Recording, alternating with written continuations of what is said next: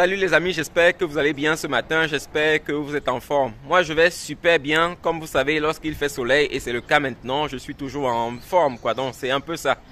Alors je vais commencer par ceux qui ne me connaissent pas encore, je m'appelle Emmanuel et sur cette chaîne je parle de business, sur cette chaîne je parle d'entrepreneuriat, je parle d'investissement, je parle beaucoup de la bourse, je parle des moyens pour gagner un peu plus d'argent parce que l'argent c'est quelque chose dont on a besoin pour s'épanouir quoi et pour atteindre une certaine liberté. Donc c'est pour cela que je parle beaucoup d'argent sur cette chaîne.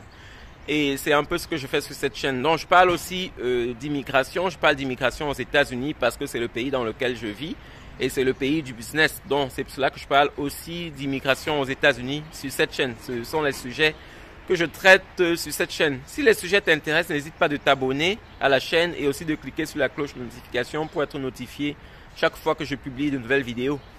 Et lorsque je publie des vidéos, lorsque les vidéos t'apportent un plus, n'hésite pas de me laisser le pouce bleu. Le pouce bleu m'encourage, le pouce bleu me permet de produire davantage de contenu comme celui-ci. Et tu peux aussi partager avec les autres, quoi. Tu peux partager avec les autres parce que dans la vie, c'est bien de partager. C'est pour cela que le nom de cette chaîne, c'est Riche Ensemble. Parce que je voudrais pas évoluer seul, je voudrais évoluer avec toutes les personnes qui veulent évoluer autour de moi et c'est un peu ça. Donc je partage des choses avec vous et si vous avez des choses utiles aussi à partager avec moi, vous les mettez uniquement dans les commentaires et ça permet qu'on interagisse ensemble et ça permet qu'on grandisse tous ensemble. Merci d'avance. Alors comme vous savez, ça fait quelques jours maintenant que les résultats de la DV sont sortis. La DV Loterie, ce programme qui permet d'immigrer aux États-Unis. Et malheureusement, comme c'est une loterie, il y a un certain nombre de personnes sélectionnées, quoi. Cette année, il y a plusieurs personnes qui ont été sélectionnées, mais il y a aussi beaucoup de personnes qui n'ont pas été sélectionnées, et c'est bien dommage. Mais la bonne nouvelle, c'est que d'ici le mois d'octobre, la loterie sera à nouveau lancée. Beaucoup de personnes ont cru qu'avec l'arrivée du président Trump, la loterie ne sera plus lancée, mais ce sera lancé d'ici le mois d'octobre. Donc, restez juste patients. Et au mois d'octobre, participer à nouveau. Ceux qui ont déjà participé plusieurs fois sans être sélectionnés, c'est pas un problème. Participez toujours parce que vous savez, pour participer à la DV Loterie, il ne faut pas beaucoup de choses. Il faut juste avoir un téléphone, il faut avoir des photos et c'est tout quoi. Donc, ça ne vous prend pas beaucoup de temps. C'est pour cela que je conseille toujours de participer jusqu'au jour où on est sélectionné. Je vous ai promis aussi de vous apporter les nouveaux moyens pour immigrer aux États-Unis parce que comme vous savez, il n'y a pas que la DV Loterie, il y a plusieurs autres moyens pour immigrer aux États-Unis. Et aujourd'hui, je vais vous parler d'un moyen pour immigrer aux États-Unis qui n'est pas la DV Loterie. Aujourd'hui, je veux qu'on parle du H-1B. Donc, c'est un type de visa que les États-Unis accordent aux personnes qualifiées de plusieurs autres pays pour venir travailler aux États-Unis. Le problème avec ce visa, c'est que il faut aussi des qualifications. Il faut avoir au moins un bachelor dans une licence, l'équivalent d'une licence, pour pouvoir immigrer aux États-Unis avec le visa H-1B. Il faut avoir au moins une licence et aussi les boulots qu'on peut faire, c'est des boulots vraiment sélectifs. C'est les boulots dans lesquels les Américains ne trouvent pas assez de personnes qualifiées, quoi. Donc, ça ne concerne pas les personnes comme travailler dans des maisons de retraite, travailler dans des supermarchés parce que là, il y a déjà assez de personnel qualifié ici. Et vous savez que les États-Unis, c'est proche de l'Amérique du Sud. Il y a beaucoup de citoyens de l'Amérique du Sud qui viennent ici, qui ne sont pas qualifiés et qui peuvent faire ces boulots-là, quoi. Donc, c'est un peu ça. Avec le H-1B, c'est uniquement pour les personnes assez qualifiées, donc pour les domaines un peu pointus, comme la médecine, comme les domaines de technologie, comme les domaines, je sais pas, d'architecture, quoi. C'est un peu ces domaines-là. Et comment ça fonctionne ce visa-là? On traite directement avec la société. Donc vous avez une société qui décide de vous employer, qui décide de faire une pétition pour vous. Et c'est avec ça que vous irez à l'ambassade. Donc avec ça, c'est un type de visa qui... lorsque vous entrez aux États-Unis, vous avez déjà un travail parce que vous avez une société qui vous sponsorise, quoi, qui est prête à vous employer et c'est comme ça que vous pouvez immigrer aux États-Unis pour travailler uniquement pour la société là. Ce type de visa là, c'est parfois pour une durée de 2 ans et c'est une durée de 2 ans qui peut être renouvelable, quoi. Donc c'est un peu comme ça que ça fonctionne le H-1B. Donc c'est un peu ça. Donc c'est l'un des moyens qu'on a pour immigrer aux États-Unis. Et avec ce moyen-là, c'est aussi, il faut parler anglais parce que vous venez travailler directement avec une société. Donc, c'est rare de trouver une société qui vous fera venir travailler, je ne sais pas, en français, en espagnol. En espagnol, par contre, c'est possible parce que vous savez que aux États-Unis, l'espagnol, c'est une langue, c'est devenu comme une deuxième langue, quoi. Donc, si vous parlez espagnol, vous pouvez trouver un travail où vous n'avez pas besoin d'anglais. Mais en général, il faut de l'anglais. Il faut de l'anglais pour trouver ce genre de contrat.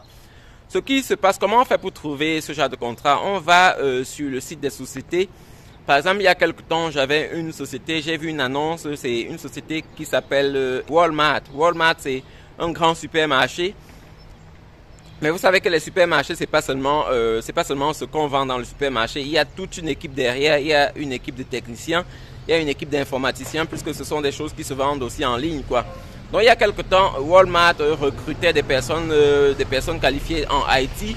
C'est comme ça qu'ils posent une annonce en ligne et on peut directement postuler à Walmart, quoi. On peut directement postuler chez Walmart et espérer être retenu. Lorsque vous êtes retenu, vous pouvez donc Walmart va faire une pétition pour vous, donc décider de vous employer et il va signer pour vous. Walmart devient comme un garant pour vous, quoi. Et avec ça, vous allez aller à l'ambassade, vous allez pouvoir postuler pour venir travailler en tant que personne qualifiée. Donc vous voyez bien que c'est encore un type de visa qui est très sélectif. C'est pour cela que la DV Loterie reste l'un des meilleurs moyens pour immigrer aux États-Unis si on est sélectionné, parce que les autres moyens comme le H1B, c'est des moyens vraiment sélectifs. C'est pour cela que je n'en ai jamais parlé sur la chaîne. C'est vrai que ça existe, mais la plupart des personnes, je pense que beaucoup de gens qui sont qualifiés savent que ça existe. Donc vous pouvez juste aller regarder les boulots aux États-Unis, regarder les boulots qualifiés aux États-Unis. Parfois, ils recherchent dans les domaines, comme j'ai dit, la médecine. Ici, il y a beaucoup de personnes qui viennent de Philippines, par exemple, faire la médecine. Ça, c'est des domaines où on manque de personnes pour travailler. Donc, il y a les gens qui qualifient pour venir travailler dans ces domaines-là, quoi. Mais pour les domaines où on n'a pas besoin de grosses formations, c'est difficile. Donc, pour le H1B, le niveau minimum dont on a besoin, c'est le bachelor, donc l'équivalent de la licence.